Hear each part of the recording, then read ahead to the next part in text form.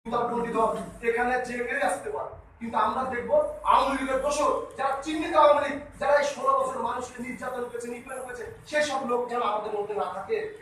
আমরা দেখবো জামাতের যেন কোনো লোক আমাদের কিসের জন্য তাদের সংগঠনের নীতি মানা, তাদের তাদের আদর্শ তাদের কাছে, আমাদের আদর্শ আমাদের কাছে। আমরা জিয়াউর রহমানের আদর্শকে ধারণ করি, আমরা জিয়াউর রহমানের চেতনাকে ধারণ করি।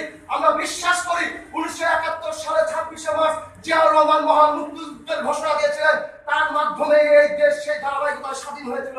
আমরা বিশ্বাস করি বেগম খালেদা জিয়া গণতন্ত্রের মুক্তির জননী। আমরা বিশ্বাস করি তারেক রহমান এই বাংলাদেশে ফিরে আসবে এবং বাংলাদেশের মানুষকে আবার সুশৃঙ্খল ভাবে ফিরিয়ে আনবে। আমরা আমাদের এই অনুপ্রবেশ করতে দিব না।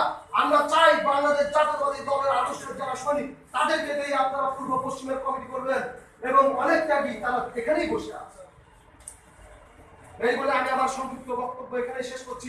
খোদা হাফেজ। বাংলাদেশ জিন্দাবাদ, বাংলাদেশ জাতীয়তাবাদী যুব দল জিন্দাবাদ, শহীদ রাষ্ট্রপতি জিয়াউর রহমান অমর হোক, খালেদা জিয়া জিন্দাবাদ, তারেক রহমান জিন্দাবাদ, জিন্দাবাদ, জিন্দাবাদ।